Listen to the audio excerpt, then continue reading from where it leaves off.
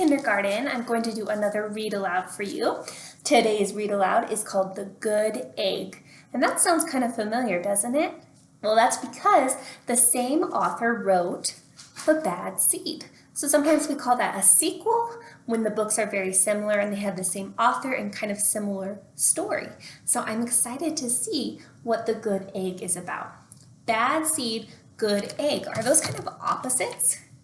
Yeah, they sure are. I wonder if they're going to have similarities or if they're going to be a little different.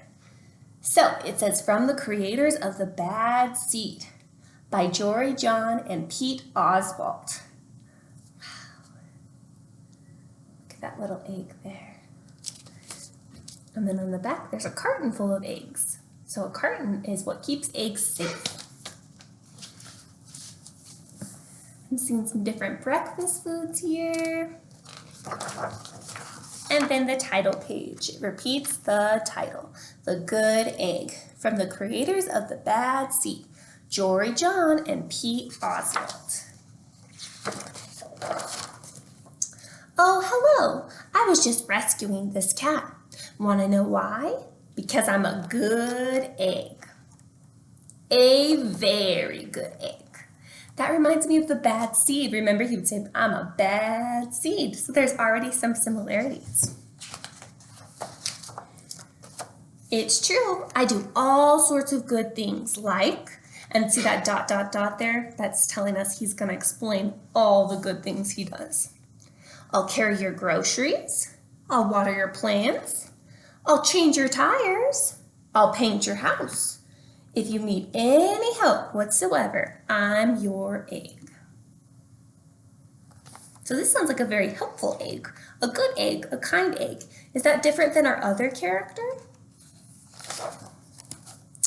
I've always been a good egg. It's been this way from the start, even in my earliest days, back at the store. There were dozens of us living together under one recycled roof. So my friends, dozen means 12. So there are a dozen eggs. Let's go ahead and count them. 1, 2, 3, 4, 5, 6, 7, 8, 9, 10, 11, 12. Can you spot the good egg? He's in that carton as well. Do you think this is his family? Maybe.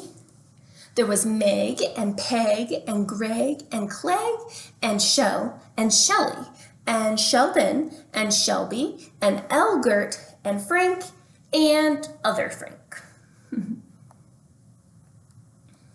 So my friends, when we are brand new babies, we are usually born at a hospital. Where is this brand new egg born? It looks like he came from that chicken or that hen, and he lives on a farm. So that's where eggs are first created or first born. The other 11 eggs weren't on their best behavior. They weren't exactly good.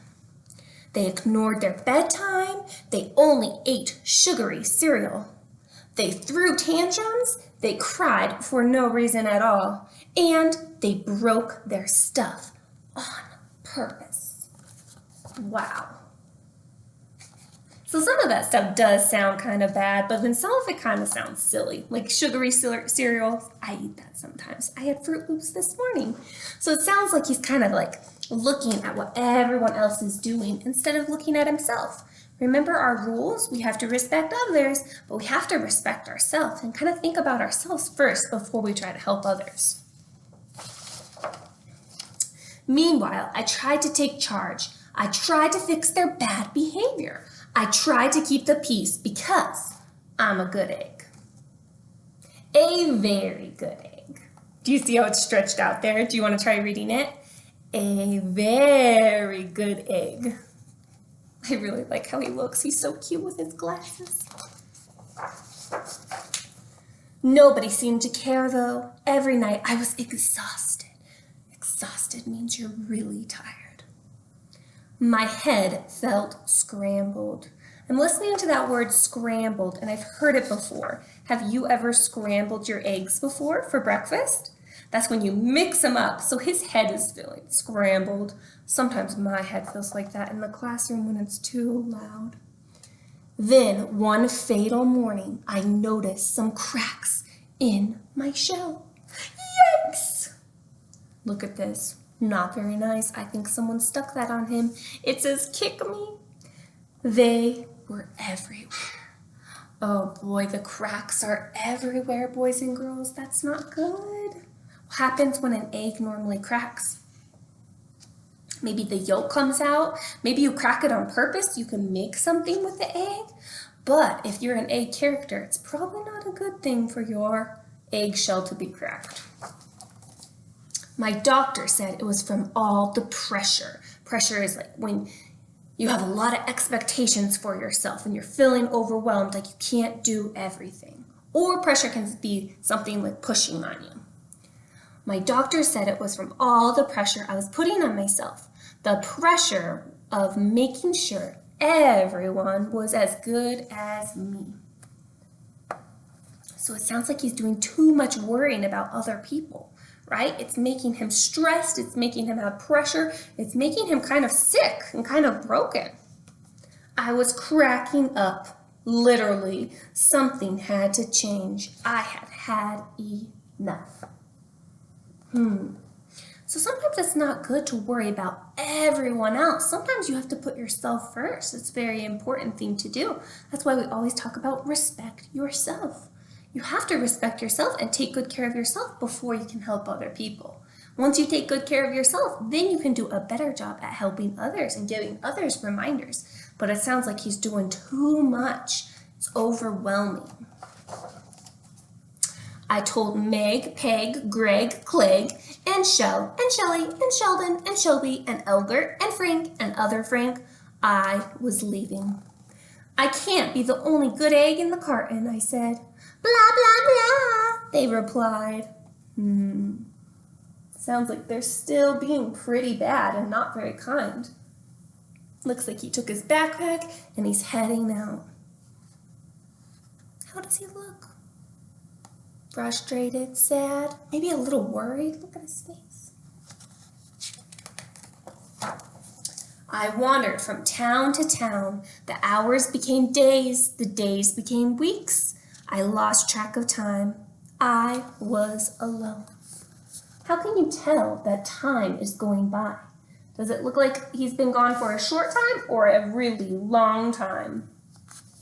It looks like a long time to me. Look at him. He has a beard. He must have been gone forever. I was alone.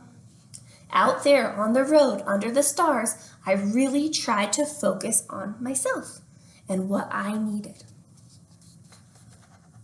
Look at him relaxing in the hammock.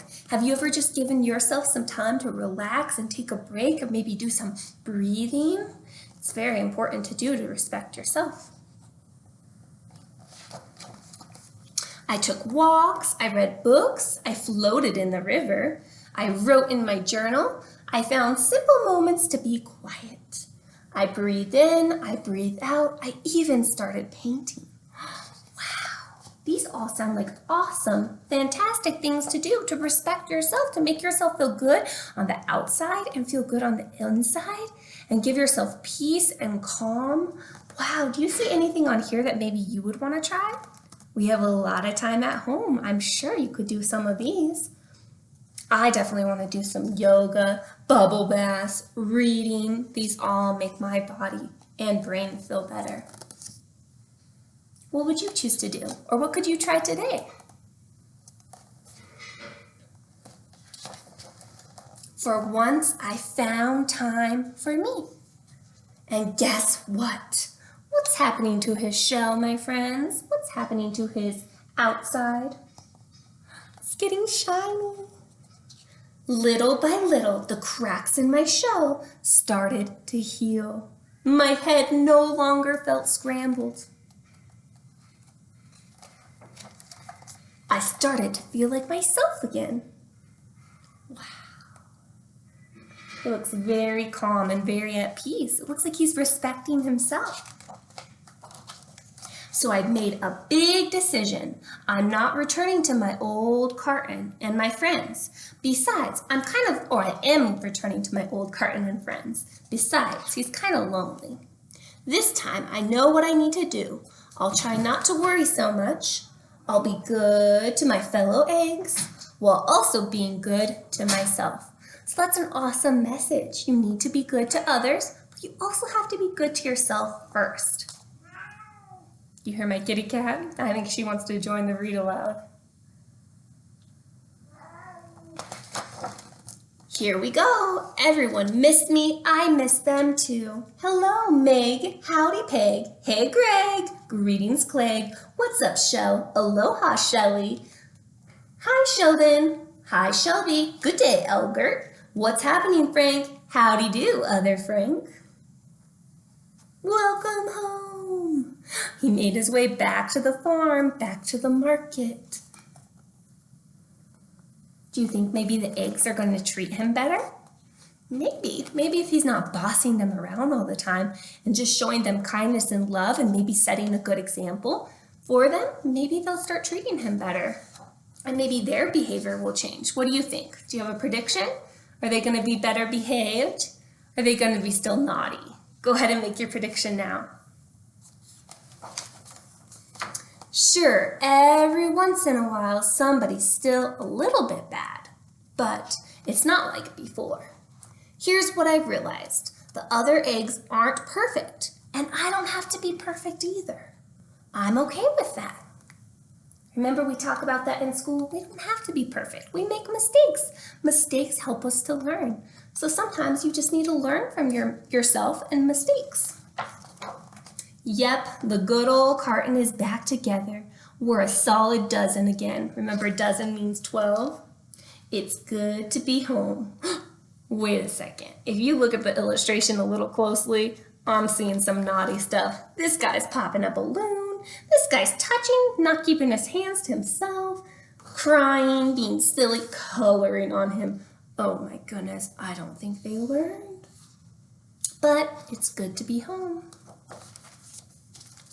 All right, that was such a fun book. Thank you for following along with me. I hope you enjoyed it. I saw some similarities to the bad seed. What about you? Did you notice some similarities and some differences?